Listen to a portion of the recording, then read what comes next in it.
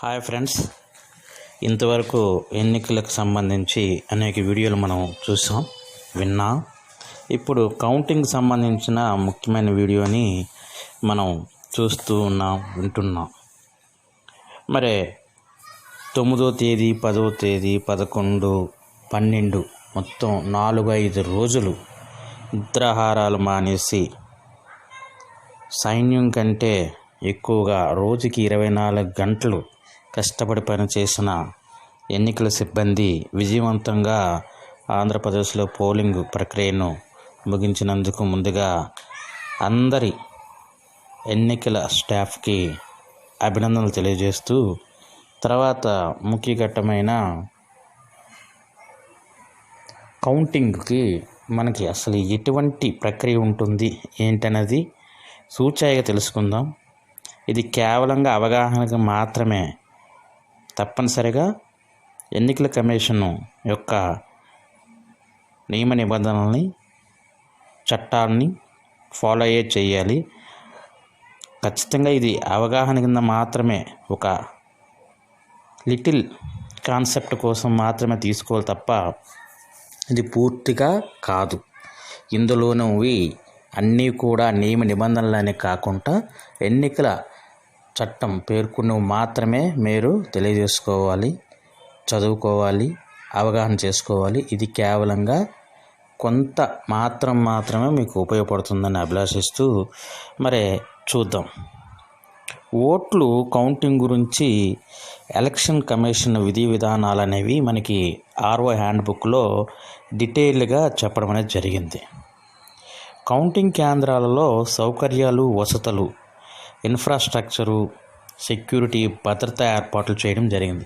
ఇప్పటికే election commission తహసీల్దార్ స్థాయి అధికారులకి మరి సివిల్ సైడ్ నుంచి భద్రత, అదేవిధంగా 3 అంచెల విధానాన్ని అటు ఆర్మడ్ అధికారులకి భద్రత ఆర్మడ్ అధికారుల సైడ్ భద్రత అనేది కల్పించడం జరిగింది కనుక భద్రత అనేది ఇప్పటికే ముగిసిన అంశం. తర్వాత రెండో అంశం చూసుకుంటే కౌంటింగ్ సిబ్బందిని, కౌంటింగ్ ఏజెంట్ల నియామకం గురించి తెలుసుకోవడం, వాళ్ళకి శిక్షణ ఇవ్వటం. సాధారణంగా కౌంటింగ్ సిబ్బంది అంటే ఆర్ఓ, ఏఆర్ఓలతో పాటు మనకి ఈ ఈవీఎంలని, వివిప్యాట్లని, కంట్రోలింగ్ యూనిట్, బ్యాలెట్ యూనిట్లను తీసుకెళ్లేందుకు కూడా మనం విఆర్ఓలని, విఆర్ఏలు కూడా వాడుకుంటాం. దీంతోపాటు ఇంకా మిగతా ఏదైతే ఎన్నికల కమిషన్ సూచించిందో ఆయా ఆఫీసర్స్ని కూడా మనం కౌంటింగ్లో ఏర్పాటు చేసుకుంటాం. వీరికి ముందుగానే మనం ట్రైనింగ్ ఇస్తాం. సుమారుగా 2 సార్లు ట్రైనింగ్ ఇవ్వాలనుకుంటున్నారు. ట్రైనింగ్ ఇస్తాం.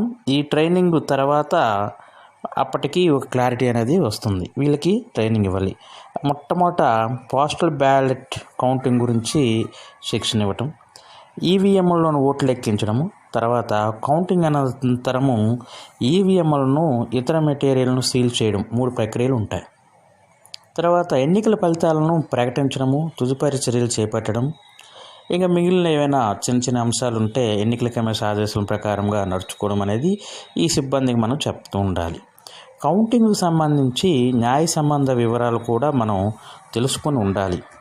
Legal provisions related to counting of election return అనేది ఒక అంశంగా మనం నేర్చుకోవాలి. Representation of the people's act 1951లో, ప్రజాప్రాతినిధ్య చట్టం 1951లో పేర్కొన్న కొన్ని అంశాలను మాత్రమే మనం ఇక్కడ తెలుసుకుందాం. కౌంటింగ్ ప్రక్రియ రిటర్నింగ్ అధికారి పర్యవేక్షణలో జరగాలి. పోటీలో ఉన్న అభ్యర్థి, అతని ఎలక్షన్ ఏజెంటు, కౌంటింగ్ ఏజెంట్లకు సరైన ధ్రువపత్రాలతోనే కౌంటింగ్ హాల్లోకి ప్రవేశించాలి. కౌంటింగ్ కేంద్రాలలో కౌంటింగ్ సందర్భంగా విధ్వంసం జరిగిన, బ్యాలెట్ పేపర్లకు హాని కలిగించిన ఆర్ఓ వెంటనే ఈసీ దృష్టికి తీసుకువెళ్ళి వారి అనుమతితో లెక్కింపు ఆపాలి. సెక్షన్ 64 చెప్తుంది, ఖచ్చితంగా ఏం జరిగినా returning officer election commission of ఇండియాకి తప్పనిసరిగా తెలియజేయాలి. తెలియజేసిన తర్వాతే మనం ఎలక్షన్ కమిషన్ ఆఫ్ ఇండియా ఇచ్చిన అనుమతి ప్రకారంగా నడుచుకోవాలి. సామగ్రికి నష్టం జరిగిన, కౌంటింగ్కి నష్టం లేకపోతే కౌంటింగ్ అనుమతించవచ్చని సెక్షన్ 64 చెప్తుంది. అదేవిధంగా కౌంటింగ్లో అభ్యర్థులకు సమానంగా ఓట్లు వస్తే ఆర్ఓ లాటరీ ద్వారా ఫలితాన్ని నిర్ణయించవచ్చని section 65 of people's representative act అనేది మనకి తెలియజేస్తుంది. 65. మరి లాటరీ వేసేటప్పుడు సరైన నిర్ణయం తీసుకోవాలి. సెక్యూరిటీ బాగా ఉంచుకోవడం కూడా చాలా అవసరం. అదేవిధంగా సెక్షన్ 66 ఏం చెప్తుందంటే డిక్లరేషన్ ఆఫ్ రిజల్ట్స్. ఎటువంటి ఆక్షేపణ లేకపోతే ఆర్ఓ ఫలితాలని ప్రకటించి సెక్షన్ 67 ప్రకారంగా రిపోర్ట్ ఆఫ్ రిజల్ట్ అనేది ప్రకటిస్తారు. ఫలితాలు ప్రకటించగానే ఆర్ఓ, ఈసీఐ, కేంద్ర రాష్ట్ర లెజిస్లేచర్లకు వెంటనే మనం పంపడం అనేది జరుగుతుంది. అదే రిటర్నింగ్ అంటే మనం ఎంపిక చేసేసి ఒక అభ్యర్థిని మనం పంపిస్తున్నాం. రిటర్నింగ్ ఆఫీసర్ అంటే ఒక ఎంపిక కాబడిన అభ్యర్థిని అసెంబ్లీకి లేదా పార్లమెంట్కి పంపించే అధికారి అని ఒక ప్రచారం ఉంది. మరి సెక్షన్ 136 అలాగే ఈ 128 గురించి చెప్పుకుందాం. ఇక్కడ ఏం చేయాలంటే ఈ సీక్రెట్ ఆఫ్ ఓటింగ్ గురించి ఖచ్చితంగా అక్కడ కౌంటింగ్లో పాల్గొన్న వాళ్ళందరి చేత ప్రమాణం చేయించాలి. ఓత్ మనకి ఎన్నికల ప్రారంభం నుంచి OATH ఓత్ అనే పదం చాలా ఎక్కువగా మనం ఉపయోగిస్తున్నాము. సో ఇక్కడ కూడా అధికారులు, గుమస్తాలు, ఏజెంట్లు అందరూ కూడా ARO లేదా RO చేసే ప్రమాణాన్ని వీళ్ళు కూడా పాటించి చెప్పి మరి మెటీరియల్ని టచ్ చేయడం లేదా ప్రారంభించడం అనేది చెయ్యాలి. అదేవిధంగా బ్యాలెట్ పేపర్లపై ఉద్దేశపూర్వకంగా ట్యాంపరింగ్ జరిగితే 6 నుంచి 2 నెలల వరకు జైలు శిక్ష కూడా ఉంటుంది. సో కౌంటింగ్లో పాల్గొనే వాళ్ళు చాలా జాగరూకతతో వ్యవహరించాలి. కండక్ట్ ఆఫ్ ఎలక్షన్స్ 1961లో మరో కొన్ని ప్రొవిజన్స్ చూద్దాం.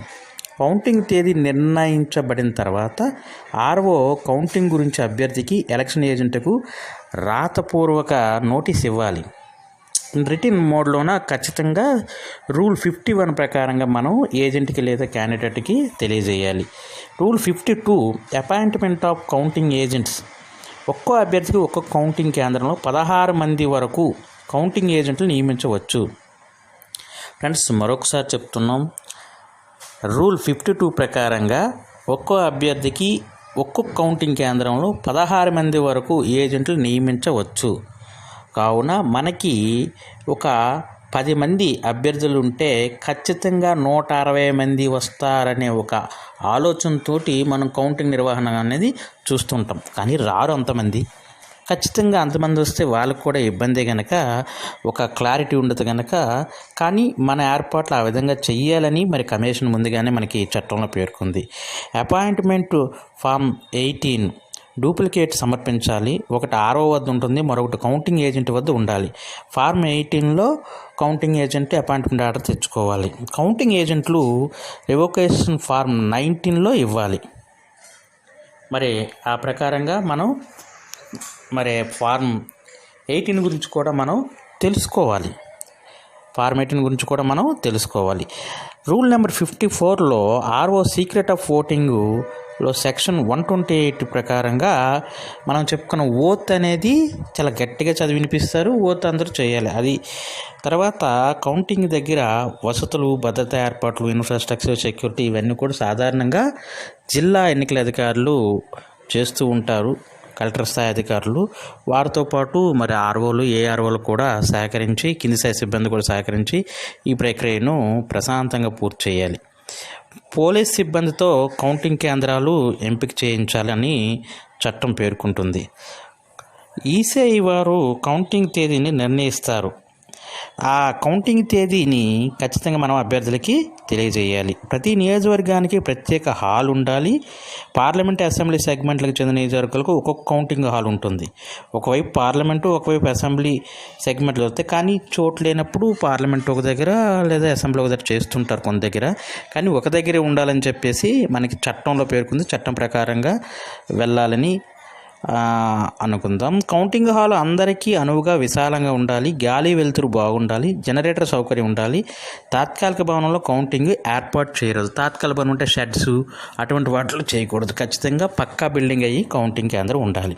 కౌంటింగ్ హాల్లో 7+7 అంటే 14 టేబుల్స్ ఏర్పాటు చేయాలి. ఫ్రెండ్స్, కౌంటింగ్ హాల్లో 7+7 14 టేబుల్ ఏర్పాటు చేయాలి. ఆర్ఓలకు, రిటర్నింగ్ ఆఫీసర్లకు, అబ్జర్వర్లకు ప్రత్యేకంగా టేబుల్ ఏర్పాటు చేయాలి. మనకి సెంట్రల్ అబ్జర్వర్స్ ఉంటారు, వాళ్ళకి ప్రత్యేకంగా టేబుల్ ఏర్పాటు చేయాలి. ఇంకా ఆర్ఓ, ఏఈఆర్ఓలు ఉంటారు, వాళ్ళకి టేబుల్స్ ఏర్పాటు చేయాలి. బ్యారికాడింగ్ సౌకర్యం ఏర్పాటు చేయాలి. ఆర్ఓ, అబ్జర్వర్ టేబుల్ వద్ద అభ్యర్థులు, ఎలక్షన్ ఏజెంట్లు కూర్చోవచ్చును.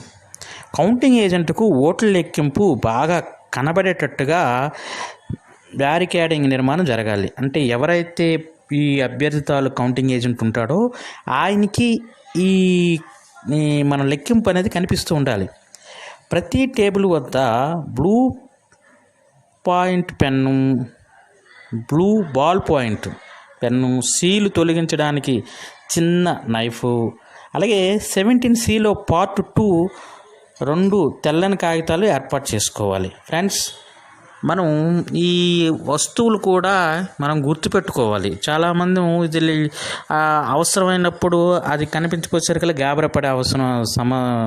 గాబరపడే పరిస్థితులు ఉంటాయి. కనుక ప్రతి టేబుల్ వద్ద ఒక బ్లూ ఇంకుతో ఉన్న బాల్ పాయింట్ పెన్ను, సీల్ తొలగించడానికి చిన్న నైఫ్, చిన్న కత్తి, 17Cలో పార్ట్ 2 2 తెల్లని కాగితాలు ఏర్పాటు చేసుకోవాలి. కౌంటింగ్ హాల్లో వీడియోగ్రఫీ, స్టాటిక్ కెమెరా ఏర్పాటు చేయమని కమిషన్ చెప్తుంది.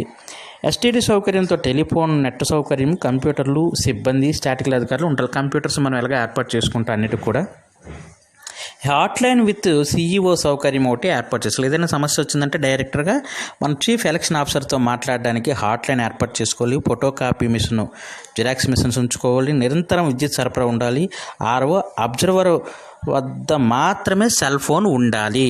ఫ్రెండ్స్, సెల్ ఫోన్ అందరి దగ్గర నిషిద్ధం. కేవలంగా రిటర్నింగ్ ఆఫీసరు అండ్ అబ్జర్వర్ దగ్గర మాత్రమే సెల్ ఫోన్ ఉండాలని మరి నియమాలు చెప్తున్నాయి. మరి సమాచార కేంద్రం కూడా మనం కౌంటింగ్ దగ్గర ఏర్పాటు చేసుకుంటుంటాం. కౌంటింగ్ హాల్ బయట పౌర సంబంధాల అధికారి నేతృత్వంలో మీడియా సెంటర్ని ఏర్పాటు చేయాలి. టెలిఫోన్, ఫ్యాక్స్, డేటా కమ్యూనికేషన్ ఏర్పాటు చేసుకోవాలి. కౌంటింగ్ కేంద్రంలో ఉన్న అనుమతి ఉన్న మీడియా వారు కౌంటింగ్ హాల్లోనికి మొబైల్ ఫోన్స్ తీసుకొని వెళ్ళరాదు.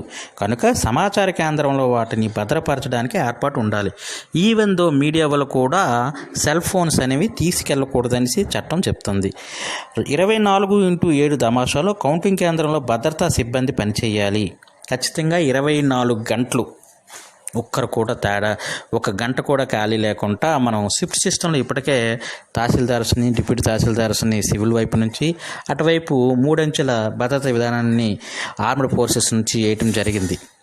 కౌంటింగ్ కేంద్రంలో సీసీ కెమెరాలు ఏర్పాటు చేయాలి. చుట్టూ బారికేడింగ్ ఏర్పాటు చేయాలి. కౌంటింగ్ ఏజెంట్లు కుర్చీలు అమరిక గురించి కూడా మనకి election commission of India guidance ఇవ్వడం జరిగింది. ఈ ప్రయారిటీ సీటింగ్స్లో కూడా చాలా ఇంపార్టెంట్. ఈ ప్రయారిటీ సీటింగ్స్ అనేది ఖచ్చితంగా మనం అమలు చేయాలి. అంటే ఇక్కడే మన ప్రోటోకాల్ అనేది వస్తూ ఉంది. మొట్టమొదట జాతీయ పార్టీల అభ్యర్థులు కౌంటింగ్ ఏజెంట్లు ఏర్పాటు చేయాలి. అంటే మనం ఇంతకుముందు నామినేషన్ ప్రక్రియ, ఆ తర్వాత సింబల్స్ సెలెక్ట్ చేసేటప్పుడు ఏదైతే మనం ఫాలో అయ్యామో అటువంటిది ఇక్కడ ఫాలో అవ్వాలి. గుర్తింపు పొందిన రాష్ట్ర పార్టీల ఏజెంట్లు 2వ స్థానంలో ఉండాలి. ఇతర రాష్ట్రాల గుర్తింపు ఉండి మన రాష్ట్రంలో ఆ పార్టీకి చెందిన చిహ్నంతో పోటీ చేసిన క్యాండిడేట్స్ని, కౌంటింగ్ ఏజెంట్స్ని తర్వాత రిజిస్టర్ అయ్యి గుర్తింపు లేని పార్టీ ఏజెంట్ల తర్వాత స్వతంత్ర అభ్యర్థులు చివరి స్థానంలో మనం కౌంటింగ్ వద్ద ఏర్పాటు చేయడం జరుగుతుంది. మరి డిసిప్లిన్ అండ్ డెకోరం అనేది కౌంటింగ్ హాల్లో చాలా ముఖ్యం. డిసిప్లిన్ కానీ డెకోరం కానీ లేకపోతే అసలు కౌంటింగ్ సజావుగా జరగదు. కనుక దాన్ని ఉల్లంఘించిన వాళ్ళపై వెంటనే వాళ్ళని కౌంటింగ్ హాల్ నుంచి బయటపడేయటం అనేది చేయాలి. ఏజెంట్లు సెల్ ఫోన్తో కౌంటింగ్ కేంద్రానికి రాకూడదు. అలా రావటం నిషిద్ధం. తమ కేటాయించిన టేబుల్ వద్దనే వాళ్ళు ఉండాలి. మొత్తం ప్రక్రియ గమనిస్తూ ఉండాలి. వాళ్ళు అటు ఇటు కదలడానికి కూడా మనం అవకాశం ఇవ్వకూడదు అనేది కమిషన్ చెప్తుంది. 17C పార్ట్ 2లో కంట్రోల్ యూనిట్లో కౌంటింగ్ జరిగిన తర్వాత సంతకం చేయాలి. కంట్రోల్ యూనిట్లో కౌంటింగ్ అయిన తర్వాత మనం చూపిస్తాము. ఆ విజువల్స్ని చూపించాక ఎండ్ పోల్ వచ్చిన తర్వాత తప్పనిసరిగా మనం ఏజెంట్ చేత సంతకం చేయిస్తాం. ఏజెంట్లు హాల్లో కలాయి తిరగరాదు. అటు ఇటు తిరగడం అనేది నిషిద్ధం. అయితే క్యాండిడేట్స్ ఎలక్షన్ ఏజెంట్లలో ఒకరు మాత్రమే ప్రతి టేబుల్కు సందర్శించవచ్చు. అంటే మొత్తం మీద మనం 14 టేబుల్ వేసాం కనుక క్యాండిడేట్ అటు ఇటు వెళ్ళొచ్చు, కానీ కౌంటింగ్ ఏజెంట్లకు వచ్చిన వాళ్ళు ఎట్టి పరిస్థితుల్లో కూడా కదలకుండా ఉండే విధంగా మరి ఆర్ఓ చర్యలు తీసుకోవాలి. ఆర్ఓకు సందేహం కలిగితే ఏ వ్యక్తినైనా లేదా అతని వస్తువునైనా స్వాధా చేయవచ్చు. సెర్చింగ్ అథారిటీ అనేది అసిస్టెంట్ రిటర్నింగ్ ఆఫీసర్స్కి ఉన్నది. ఆర్ఓ ఉత్తర్వులు లేనిదే ఏ వ్యక్తి హాల్లోకి ప్రవేశించడానికి లేదు, బయటికి వెళ్ళకూడదు అనేది మరి చట్టం చెప్తుంది. అదేవిధంగా కౌంటింగ్ ఏజెంట్స్, కౌంటింగ్ స్టాఫ్గా ఒక కౌంటింగ్ సూపర్వైజర్, గెజిట్ ఆఫీసర్స్ ఉండాలి. ఒక కౌంటింగ్ అసిస్టెంట్ను, ఒక సూక్ష్మ పరిశీలకుడిని, సెంట్రల్ గవర్నమెంట్ ఆఫీసర్స్ని మనం అబ్జర్వర్గా వేసుకుంటాం. ఒక 4వ స్థాయి ఉద్యోగిని, మొత్తం మీద 4 ఉంటారు. అంటే ఒక టేబుల్కి 4 ఉంటారు. కౌంటింగ్ సూపర్వైజరు, ఒక కౌంటింగ్ అసిస్టెంటు, ఒక అబ్జర్వరు, గ్రేడ్ 4th ఉద్యోగి ఒకరు ఉంటారు. మరి మొట్టమొదటి సూపర్వైజర్ మాత్రం గెజిట్ ఆఫీసర్స్ అయ్యి ఉండాలి. ఒక అడిషనల్ కౌంటింగ్ అసిస్టెంట్ను అబ్జర్వర్ కొరకు నియమించాలి. కొందరిని రిజర్వ్ స్టాఫ్గా కూడా మనం కౌంటింగ్కి ఉంచుకోవాలి. కౌంటింగ్ ఏజెంట్ల నియామకం ఫారం 18లో జరగాలి. ర్యాండమైజేషన్ సాఫ్ట్వేర్ను ఉపయోగించి మాత్రమే కౌంటింగ్ అధికారుల నియామకం జరగాలి. ఎవరు ఎప్పుడు కౌంటింగ్ ఎక్కడ పాల్గొంటున్నది కూడా ర్యాండమైజేషన్ ద్వారా తెలియజేయాలి తప్ప ముందుగానే ఇండికేషన్ చేయకూడదు అన్నది ఎలక్షన్ కమిషన్ యొక్క సిద్ధాంతం. ప్రతి కేంద్రానికి 120% ఉద్యోగుల అవసరం. వీరిని అంటే 20% ఎక్స్ట్రా మనం రిజర్వ్లో ఉంచుకోవాలి. వారం రోజులు ముందుగానే అపాయింట్మెంట్ చేయాలి. అబ్జర్వర్ ప్రమేయం అవసరం లేదు. ఓట్ల లెక్కింపునకు 24 గంటల ముందు అబ్జర్వర్ సమక్షంలో ర్యాండమైజేషన్ జరగాలి. అంటే రేపు ఓట్ల లెక్కింపు అంటే ఈరోజు ఉదయమే ఈ సిబ్బంది ర్యాండమైజేషన్ జరగాలి. ఓట్ల లెక్కింపు కొరకు ఏజెంట్లు నియామక ఫారం 18లో ఉండాలి. కౌంటింగ్ స్థలము, తేదీ, సమయం తెలియజేయాలి. కౌంటింగ్కు రోజున ఉదయం 5 గంటలకు అబ్జర్వర్ సమక్షంలో మాన్యువల్ ర్యాండమైజేషన్ ద్వారా కౌంటింగ్ సూపర్వైజర్లు, సూపర్వైజర్ అసిస్టెంట్లు, మైక్రో అబ్జర్వర్ల నియామకం టేబుల్ వారీగా జరగాలి. మనం చెప్పుకున్న 14 టేబుల్ వారీగా. సిబ్బందికి శిక్షణ ఇవ్వడం కూడా కౌంటింగ్ ప్రక్రియలో కీలకమైంది. కౌంటింగ్ ఏజెంట్స్ నియామకం ఫారం 18లోనే జరగాలి. తెల్ల కాగితం మీద మామూలు అభ్యర్థన చెల్లదు కనుక ఫారం 18లోనే మాత్రమే కౌంటింగ్ ఏజెంట్ నియామకం ఉండాలని ముందుగానే మనం చెప్పాలి. కౌంటింగ్ ఏజెంట్లకు ముందుగా ఈ విషయం తెలియజేస్తూ ఉండాలి. ఫారం 18 డూప్లికేట్లు ఇవ్వాలి. ఒక కాపీ ఆర్ఓ దగ్గర నుంచి మరో కాపీ కౌంటింగ్ ఏజెంట్కి ఇవ్వాలి. ఫారం 18లో డిక్లరేషన్ కౌంటింగ్ ఏజెంట్కి సంతకం చేయాలి.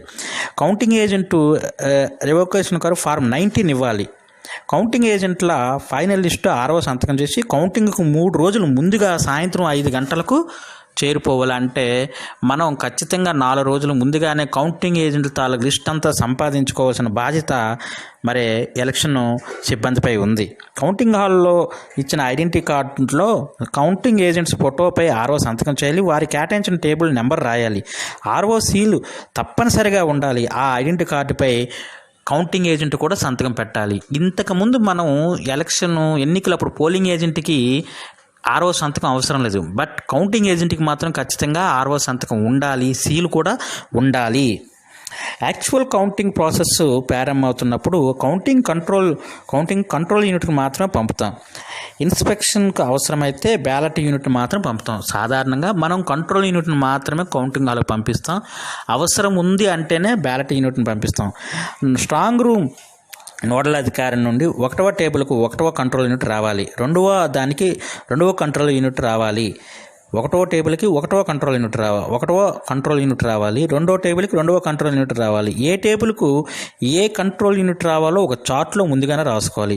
ఒక strong room in-charge nodal officer వద్ద, మరొకటి కౌంటింగ్ సూపర్వైజర్ల దగ్గర ఉండాలి. ముందుగానే మనం ముందుగానే మనం కౌంటింగ్ హాల్లో ఏ టేబుల్కి ఏ కంట్రోల్ యూనిట్ పంపిస్తామో మనం ఒక ప్లానింగ్తో ఉండాలి. ఆ ప్లానింగ్ చేసిన చార్ట్ అనేది ఇక్కడ కౌంటింగ్ సిబ్బంది దగ్గర ఉండాలి. అక్కడ కౌంటింగ్ మరి స్ట్రాంగ్ రూమ్ ఇన్ఛార్జ్లు ఎవరైతే ఉన్నారో వాళ్ళ దగ్గర కూడా ఉండాలి. కంట్రోల్ యూనిట్తో పాటు 17C అకౌంట్స్ ఆఫ్ ఓట్స్ లెక్కింపు హాల్లోకి తప్పనిసరిగా పంపాలి.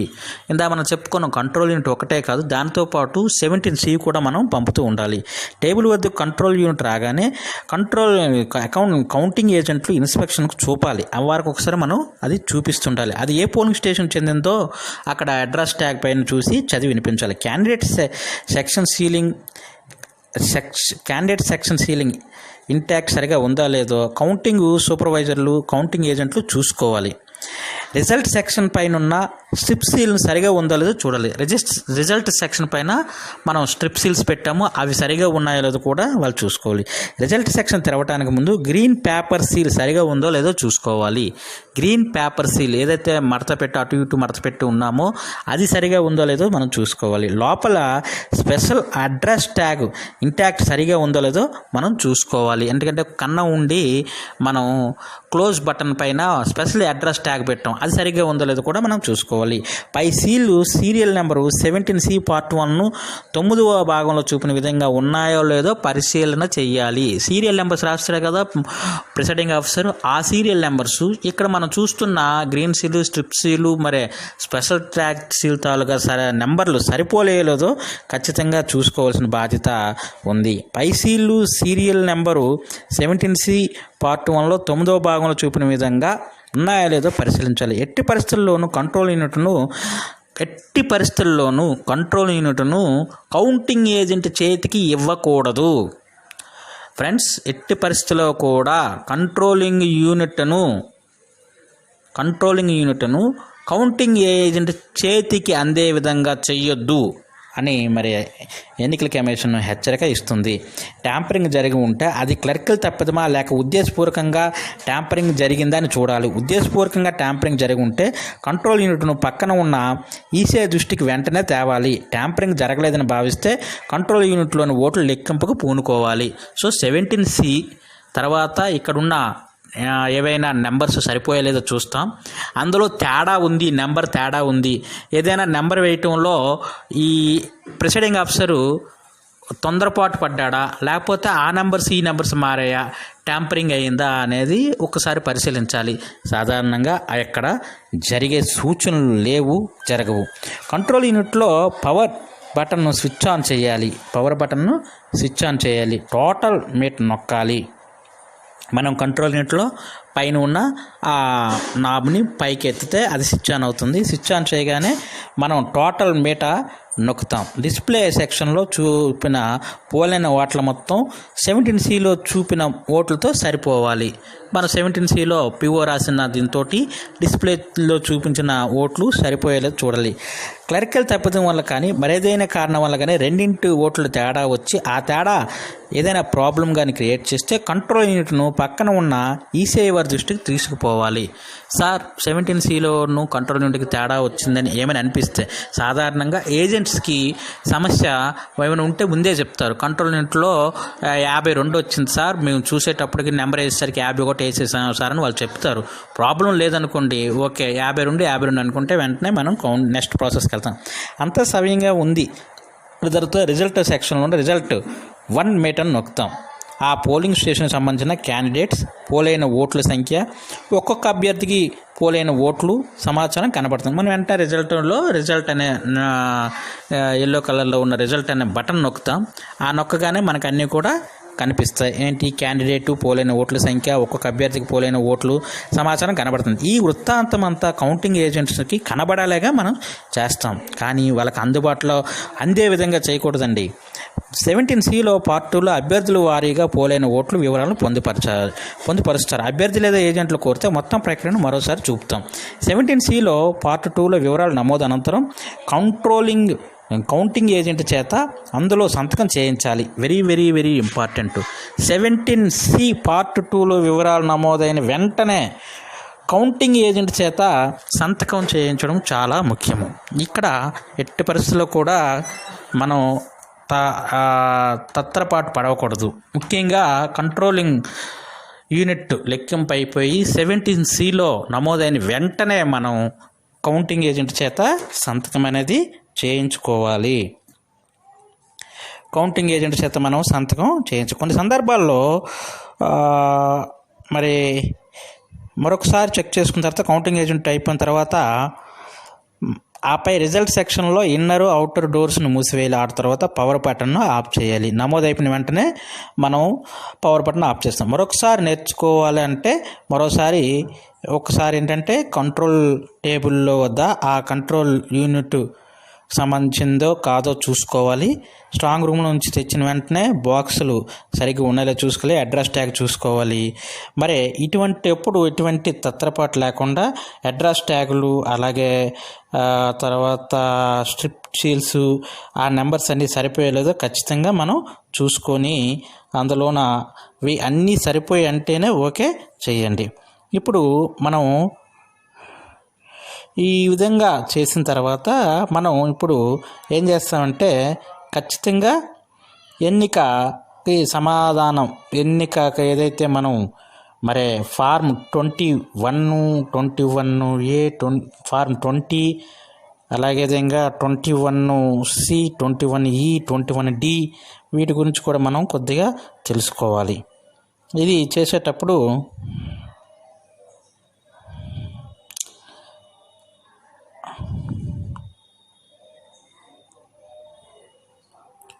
మరి పవర్ ఆన్ ఆఫ్ చేసాము. డిస్ప్లేలో కంట్రోల్ ఒక కౌంటింగ్ ఏజెంట్ ఇక్కడ స్పష్టంగా చెప్పాము. 17C2లో పార్ట్ 2లో నమోదు చేయించాము. అలాగే కౌంటింగ్ సూపర్వైజర్ 17C కాలం 5లో నమోదైన ఓటర్లతో కంట్రోల్ యూనిట్లోనికి సరిపోయిందని చూపించాము. సరిపోల్సిన తర్వాత ఆయన చేసిన సంతకాలన్నీ చేయించడం జరిగింది. కౌంటింగ్ టేబుల్ వద్ద ఉన్న కంట్రోలింగ్ ఏజెంట్ చేత 17Cలో పార్ట్ 2లో సంతకం చేయమని అడగాలి. నిరాకరిస్తే సంతకం చేయమని బలవంతం చేయరాదు. ఆ కాలం వద్ద సంతకం చేయడానికి నిరాకరించాడని సూపర్వైజర్స్ రాసి సంతకం పెట్టాలి. ఇది ఒక స్పెషల్. కౌంటింగ్ ఏజెంట్ సంతకాల తర్వాత కంట్రోల్ యూనిట్ కేసును ఉంచి నోడల్ ఆఫీసర్కు పంపేయాలి. ఈవీఎం ట్యాంపరింగ్, పేపర్ సీళ్లు, అడ్రస్ ట్యాగులు ఏవైనా తేడా వచ్చి అనుకోండి, అప్పుడు సూపర్వైజర్లు వారితో వివాదం పెట్టుకోకుండా వెంటనే ఆ రిటర్నింగ్ ఆఫీసర్కి అబ్జర్వర్ దృష్టికి తీసుకెళ్ళాలి. చిన్న క్లర్క్ల మిస్టేక్స్ ఉన్నా మరి అర్థం చేసుకొని మరి ఏ ప్రయోజనాన్ని ఆశించకుండా నిష్పక్షపాతంగా మనం అది చెయ్యాలి. మరి ప్రతి రౌండ్ కౌంటింగ్ పూర్తి కాగానే అందులో ఏవైనా ర్యాండమ్లీ 2 సీయులను తన టేబుల్ వద్దకు తెప్పించుకొని అడిషనల్ కౌంటింగ్ సూపర్వైజర్ సహాయంతో ఓట్ల లెక్కింపు చేస్తారు. మరి రిటర్నింగ్ ఆఫీసర్ ఓట్ల లెక్కింపు రౌండ్ ఇది పూర్తి కాగానే ఒక స్టేట్మెంట్ తయారు చేసి అబ్జర్వర్ గారికి అందిస్తారు. అబ్జర్వర్ గారు ఆ స్టేట్మెంట్ క్షుణ్ణంగా పరిశీలించి అనంతరం సంతకం చేస్తారు. ప్రతి అభ్యర్థికి పోలైన ఓట్లు సమాచారాన్ని నల్లబల్లపై రాయాలి. క్యాండిడేట్ వారీగా ఓట్ల వివరాలను ఫోల్డర్లో ఉంచి అబ్జర్వర్ టేబుల్పై ఉంచాలి. ప్రతి అభ్యర్థికి ఒక ఫోల్డర్ను ఉంచుతాం. కౌంటింగ్ సూపర్వైజర్లు 17C part 1, 17C part 2 columns ఎలా ఉంటాయో మరి ఒకసారి పరిశీలించండి. మరి ఈ విధంగా మనం చేసినప్పుడు, నిష్పక్షపాతంగా చేసినప్పుడు కౌంటింగ్ పూర్తవుతుంది. కౌంటింగ్ పూర్తవగానే మరి రిజల్ట్ షీటు ఫార్మ్ 20, అదేవిధంగా formal declaration of the result form 21C, 21D, authorities to whom copies to declaration అనేది ప్రక్రియ స్టార్ట్ చేశాక certificate of return of election form 21Eలో ఇస్తాము. సర్టిఫికెట్ ఆఫ్ ఎలక్షన్ ఫార్మ్ 22లో మరి అభ్యర్థికి ఇవ్వడం అనేది జరుగుతుంది. ఈ విధంగా చేస్తే మరి కౌంటింగ్ ప్రశాంతంగా అయ్యి మరి ఎన్నికలు అనేవి ఒక మంచి జ్ఞాపకంగా ఉండాలని ముందుగా కేవలంగా అవగాహన కొరకు మాత్రమే ఈ డెమో, అంతకు మించి ఇంకేం లేదు. మనం పూర్తిగా ఎన్నికల కమిషన్ చెప్పిన నియమ నిబంధనల ప్రకారం ఆర్ఓ హ్యాండ్బుక్లో పేర్కొన్న విధంగానే మనం కౌంటింగ్ ప్రక్రియ చేయాలి. ఇది కేవలంగా అవగాహన మాత్రమే. అందరికీ ధన్యవాదాలు. Wish you all the best.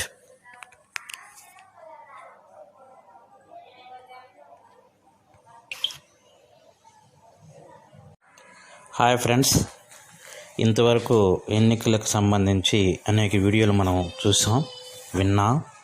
ఇప్పుడు కౌంటింగ్ సంబంధించిన ముఖ్యమైన వీడియోని మనం చూస్తూ ఉన్నాం, వింటున్నాం.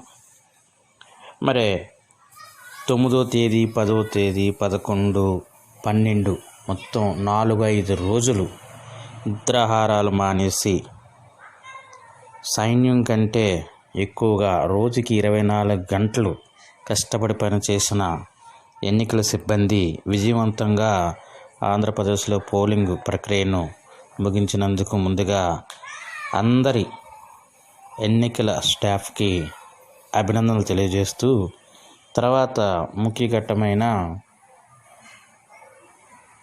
కౌంటింగ్కి మనకి అసలు ఎటువంటి ప్రక్రియ ఉంటుంది ఏంటన్నది సూచాయిగా తెలుసుకుందాం. ఇది కేవలంగా అవగాహనకు మాత్రమే. తప్పనిసరిగా ఎన్నికల కమిషన్ యొక్క నియమ నిబంధనల్ని, చట్టాలని ఫాలో అయ్యే చేయాలి. ఖచ్చితంగా ఇది అవగాహన కింద మాత్రమే, ఒక లిటిల్ కాన్సెప్ట్ కోసం మాత్రమే తీసుకోవాలి తప్ప ఇది పూర్తిగా కాదు. ఇందులోనివి అన్నీ కూడా నియమ నిబంధనలనే కాకుండా ఎన్నికల చట్టం పేర్కొన్నవి మాత్రమే మీరు తెలియజేసుకోవాలి, చదువుకోవాలి, అవగాహన చేసుకోవాలి. ఇది కేవలంగా కొంత మాత్రమే మీకు ఉపయోగపడుతుందని అభిలాషిస్తూ మరి చూద్దాం. ఓట్లు కౌంటింగ్ గురించి ఎలక్షన్ కమిషన్ విధి విధానాలు అనేవి మనకి ఆర్ఓ హ్యాండ్బుక్లో డీటెయిల్గా చెప్పడం అనేది జరిగింది. కౌంటింగ్ కేంద్రాలలో సౌకర్యాలు, వసతులు, ఇన్ఫ్రాస్ట్రక్చరు, సెక్యూరిటీ, భద్రతా ఏర్పాట్లు చేయడం జరిగింది. ఇప్పటికే ఎలక్షన్ కమిషను తహసీల్దార్ స్థాయి అధికారులకి